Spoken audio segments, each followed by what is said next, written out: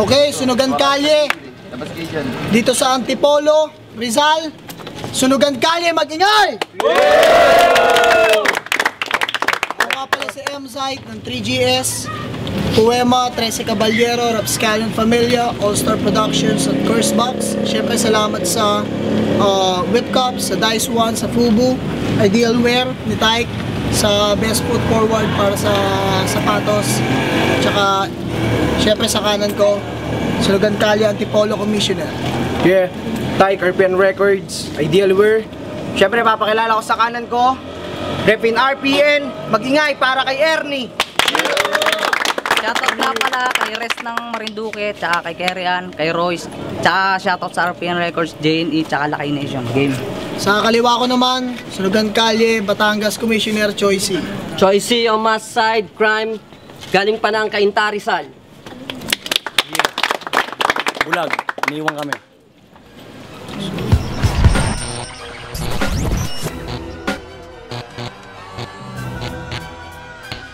Ang banat ni Ernie, go! Sunugan Game! Game! Rodel Kabaging, aka Crime. Hindi na kita tinanong kung kamusta dahil mamaya wala ka na sa mabuting lagay.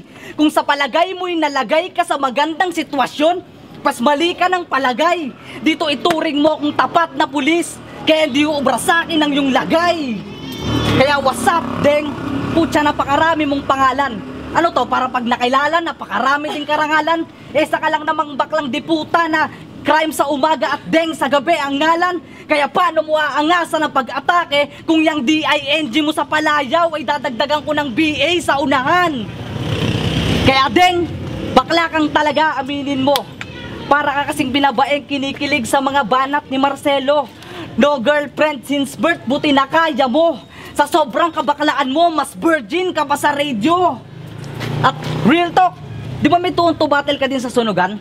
Tapos sinabay mo yung battle natin ngayong buwan? Pwes di mo ako napahanga kung ganyan. Sana sinabi mo na lang para pinagsabay ko kayong dalawa. Yun ang definisyon ko ng two-way battle sa Sunugan. Pero sa totoo lang, ayoko na nga sana magsayang ng oras pa dito, pero pinatulang pa rin kita. Ang gusto ko talaga makalaban si Maharlika, kaya magsulat-sulat ka na. At ang pangalang Ernie sa bawat battle mo, sige banggitin mo pa. Tapos sabihin mo pag hindi ka na busy at pa-importante para wala ka ng rason pag natalo kita. At Rodel, tang-ina ka.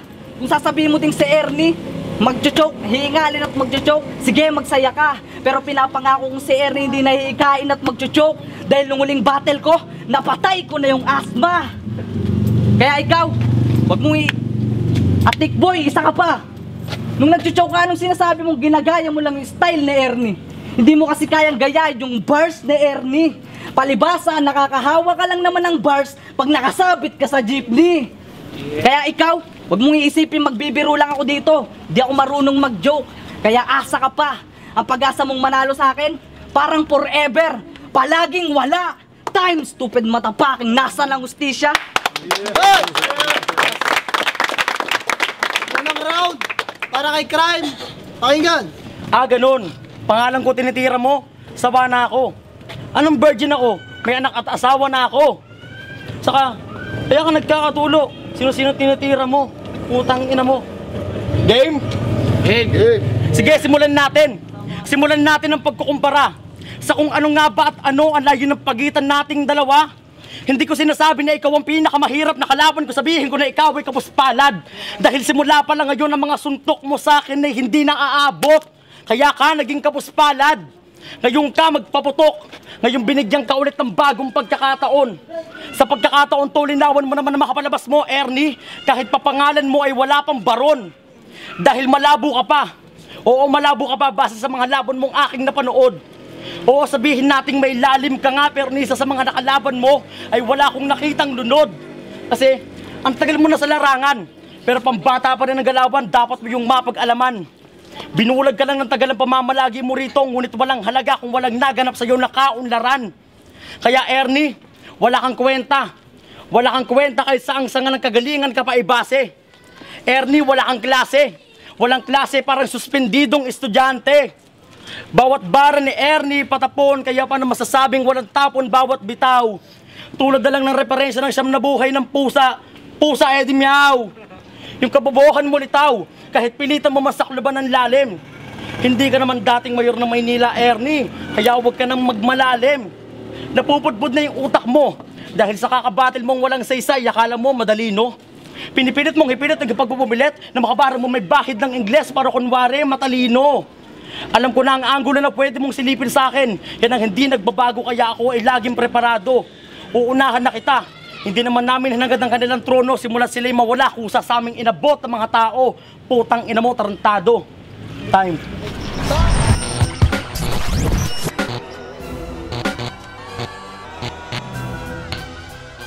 Check! Sa sobrang tindi ng sulat ko, lahat naka-highlights. Magiging close lang naman tayo pag ang laban naging close fight. At kung inaakala mong matatakot ako sa'yo kasi pinuno mo si Left Eye, nabubulagan ka na rin. Pasensya na wala akong peer sa site. Matatakot lang naman ako pag tong si Gago magkakaroon ng M sa site. Kaya Rodel, tapos ka. Ngayon kita tatanungin kung kamusta. Pagkatapos kitang matusta. Sir, sa sunugan sino na bang mas deserving sa aming dalawa? At Sir Type at Left Eye, pareho kong nire-respeto kaya saludo ko sa kanila. Sir Type at Left Eye, pareho kong kumpare kaya suporta ako sa kanila. Sir Type at Left Eye, pasensya na kung may isang madidismaya. Sir Type, si Left Eye sa pinadala niyang bata siya ang mapapahiya. Kaya sa pagtapak mo dito sa Antipolo, dapat sinigurado mo muna ang klase mo to. Kasi mukhang nagkamali ka lang ng pinasukan kaya di mo kilala mga kaklase mo. Dito no room for mistake. ARBL MC ako kaya ibang klase ako. Oo, nagkamali ka lang talaga ng klase na pinasukan na para bang si Manito. At ang ikumpara sa akin, puta malaking kagaguhan to. Kaya kahit sobrang bobo mo, ipapaliwanag ko para maliwanagan to. Na eto ka, isa ka lang naman kasing wannabe na MC at eto ako. And I give you my middle finger para ma-realize mo na kahit mag-split decision ng laban, may kita pa rin mas mataas ako sa'yo. Time! Time! Pangalawang banat ni Crime. Pakinggan. O diba? Ganyan na mga banat. Ganyan na mga banat ni Ernie. Halatang nagpipilit. Ernie, pakatandaan mo na kahit maangas ka, yung kulit mo, hindi mo maididikit sa lupit. O diba? Ganyan. Ganyan na mga perpektong halimbawa kung bakit nabobobo ang mga Pinoy. Putang ina mo, Ernie, hindi ka natatalino kahit maging ikaw pa si Bitoy. O diba? Sige, simulan natin. Simulan natin na yung kalawang yugto. Kasabay ang makapagdanak ng dugo at pagbasag ng iyong bungo. Hindi naman sa pagmamayabang dahil totoo lang. Hindi ka sa akin lalamang kahit magkasukatan tayo ng ilang linya. Dahil sa akin puro ilang linya, sa'yo puro ilang ang linya. Kaya pagitan natin dito ay 1,000 milya. Sabihin na nating mababa ang lugar ko at mataas sa sayo dahil bundok, ngunit dapat tanggap mo ang realidad. Na mula sa kabundukang Antipolo, dadaan ka muna ng Kainta bago mo masilahin ang lugar ng mga Class S na nasa urbanidad. Kasi, taparad kayo mga laban mo. Tangin na palang paluka ron. Yung isa grabe ka pa sa hataw. Masyado ka doon nagmamagaling tapos biglang sundot ng referensyang Julius Babaw. Ah, ganun. Gusto mo ng mga referensya ng mga tagapag-ulat? Ihanda mo ang sarili mo at ang mga tenga mo'y pakimulat. Ernie, kahit hindi ka makamel, sa paglamon ko sa'yo, ikay mapapatsang ko. Kalasakin ng isang buwang tinayo mo dahil di ka si Maki kaya hindi ka pulido. Wala nang pakarap pa dahil di ako si David, lalong di ako si Pia. Ngunit ako ang arkanghel na kamatayan ng sayo'y ipapataw. Simple na nga lang ang paglikha ng referensya ng mga tagapag-ulat. Nagawa mo pa yung Julius sa puro lang babaw. Babangis man to, sa akin matatauhan tong animal. Alam kong di ka lang buto dahil kahit papano meron ka ring laman, pero malas mo lamon ng dyan laman, tawagin mo kong kanibal, lirikal kang kritikal.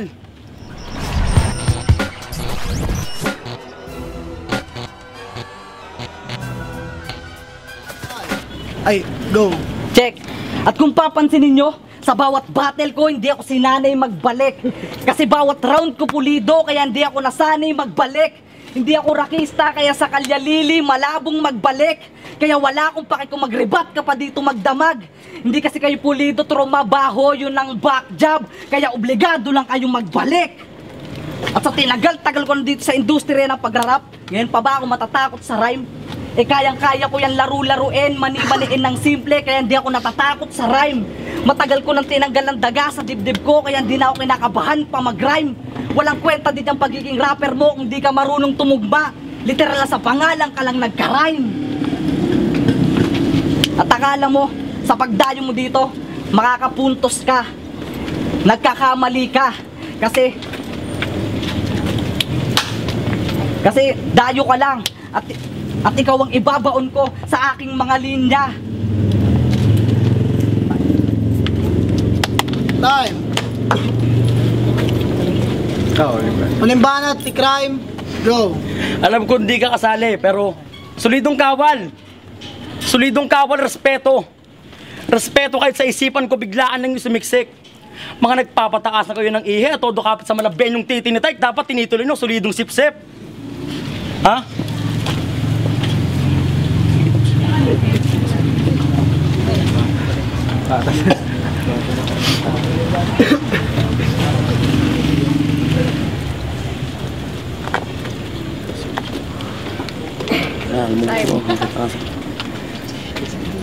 Wala bang respeto?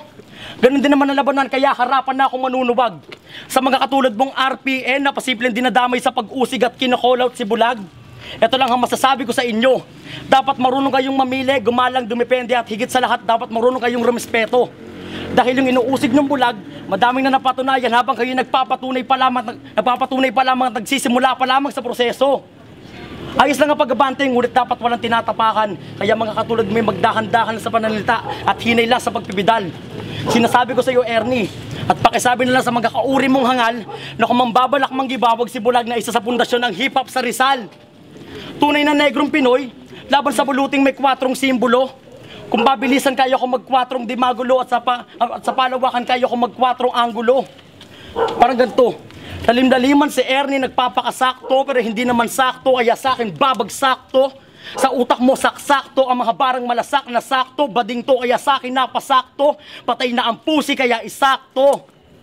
Kaya Ernie paalam, tandaan mo na lang ang petsang to, 2015 May 2. Nabinugbog ka bago ko patayin ni Crime ng Armor 4 at bago matapos ang laban nyo sinabihan ka pa ng fuck you.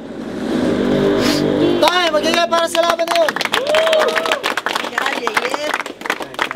Yeah. Quich. Okay, so Sunugan Kalye sa Antipolo. Siyempre, salamat ka pala sa Sunugan Commissioner natin sa Antipolo, si Tyke, sa Ideal Wear Clothing. Laban, Ernie versus Crime. Ang boto, 4-1 para kay Crime. Beto. Exit Republican Poema. Ang binoto ko si Crime kasi first round binigay ko kay Ernie, kaso nung second round humina siya. Kaya yung second round binigay ko kay Crime. Yung third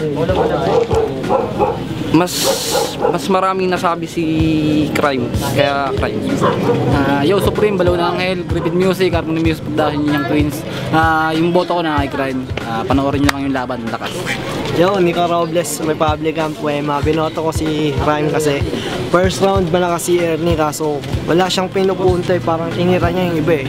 Hindi niya dinirect sa kalaban ng hit. Pero si Rhyme, mga punches, ang lakas ng first round, sumusuntok. Second round, binoto ko doon si Ernie kasi ang gaganda, may mga wordplay, kasi niya, mahina yung kay Rhyme. As third round, kahit na slip up si Rhyme, at nabalik niya, tapos si Ernie, ang hina ng punches, konti lang, tapos yung kay Rhyme ayos. Kaya si Rhyme binoto ko. Asma, 705 GLP, so laki ni Zero, Republican family. Sa akin, 2-1 binigay ko kasi round 1 ko pala kay Ernie, mas maganda. Round 2, kay Ernie pa rin. Tapos nung round 3, nag-joke na siya. Crime, joke lang, parang 2-1 sa akin. Basta, 2-1 kay Ernie. Rage, RPN, Arma Letra, Locus Delicti, World War. Pinili ko iboto si Crime. First round kay Crime ko binigay kasi lumamang ng bara si although yung deliveries ni Ernie magaling, pati yung actions niya sobrang galing, pero lumamang ng bara si Crime, tapos may mga rebuttals pa. Second round kay Crime ko pa rin binigay. Mas ganun pa rin yung nangyari, lumamang ng bara si Crime. Third round kay kay Ernie yung boto ko, kasi sobrang ganda ng mga bara na inihanda niya for that round. So 2-1 si Crime yung binoto.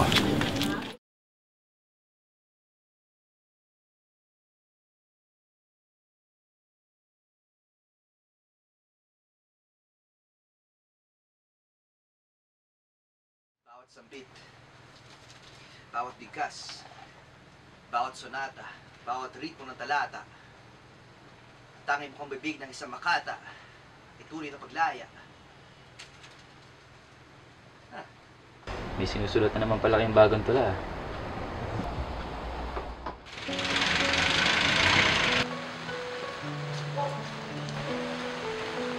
Nang matumbasan ko ang luha. Mag-FB? Mag-Dota? Ang sakit ng pagkalimot ng tunay kong ibig. Mag-FB, mag-Dota, mag-FB. Medyo maiba yung story ni Balagtas. Anin nyo, duno, butsan nyo, guto. Paano kaya kung may lihim na pagtingin si Alanin kay Florante? Ito ang klase ng bigasa na akin ang pinagmulan. Mga konsepto kong naisip dito ko sinigyan na mga hangarin ko ng bata. Talaga nananalitay sa dugo mo. At sa tunay ng mga ata. Hindi ka do, si Crack lang katapat mo. Hindi nakataka-taka, ilang minutes lang matutuwa kayo. Lahat yan to sa bugto. Huwag mong sasabihin isa kang Batanggenyo dahil hindi ka uugat sa isang Batanggenyo. Balita ko, isa ka ng tanyag na prinsipe ng Balagtas sa school. Papuri ba yun o simple pa? O kasakola, isa ka din sa anak ni Kiko Magalona. Idol, ikaw ba yan? Halaga sa akin ang pinagmulan. Hindi sumagi sa isipan ko hanggang dyan na lang. Ang tinig kong lumilipad, subukan nyo pakinggan. Kaya pa kami dito, ano oras ba darating yung specialist niya? Kailangan ko maghanap buhay para sa mga gamot din naman niya eh. Parating pa lang si Dr. Ramos galing convention. Malamang makontay muna si Tatang para matigyan talaga nito. Kahit magduda ako na hindi akin yan. Eh buhay yan eh! Tao yan! Pinag-aalala ko paano natin bubuhayin yan. Alam mo namang isang kahig isang tuka tayo dito. Hindi ko ayaw mo, Tiwag! Kaya ko nang buhayin to eh! Kaya ko itong buhay na kinikita ko sa club! Hindi kita kailangan! Wala nang papabor, parang kinapitan ng tumor. Ako yung all seasoning, tawagin mo akong Nor. Aman ng VP, parang Stephen Curry. Ikaw, kakainin ko lang, parang chicken curry. Ay, naman kita bubot siya eh. Ayaw mo ba nang babagsak na isang makata tulad ng lolo ko? Hindi ko bang old school? Nakita nyo naman ang ating mayor. Kaya sa susunod na eleksyon, mabuhay si Mayor! Mabuhay! Koleksyon ng alaala at tumaagong nakakul. Ito'y parang eksena ng isang insektong dumabol sa isang sapot ng makamandag na gagamba. Pag binaon ko yung pangil ko sa leg mo, sigurado ako lamon ka! Ang tunay na balagtasan ay wala sa mga pagsulat-sulat ng tulala, kundi sa mga pinilipigang isip na mabilis ang binibigkas na lumalabas sa bibig dahil sa maagarang dinidikta ng isip. Freestyle ang tawag doon. Kung hindi kaya ng santong balagtasan, edi tirahin sa saksakan. Hindi masyadong interesado sige ko sa mga tula mo. Huwag kang mag-alala. Ang bahala magsolo niyan. Ako yung bahalang tumula ng lahat ng yan sa tablado lo. Ayun, nasabi mo rin yung matagal mo nang gustong sabihin sa akin. Mas makata ka kaysa sa akin. Grade 5 pa tayo, ganyan ka na. Basbas ng talento ni Balagtas ay dumadaloy sa aking dugo. Mula puno hanggang dulo ako'y hinasa para sa tama na turo. Kaya hindi mo ako mabubuwag! Mga tao na walang sawang sumusuporta sa atin, mga boss. Kinakamusta ko kayong lahat. Tuwid ko, sa bawat umaga merong ilaw, tanglaw. Lahat ng kasikatan, hindi ko tinanaw. Muli mong binuksan ang pintuan ng aking patutungan. Sabay-sabay natin iangat.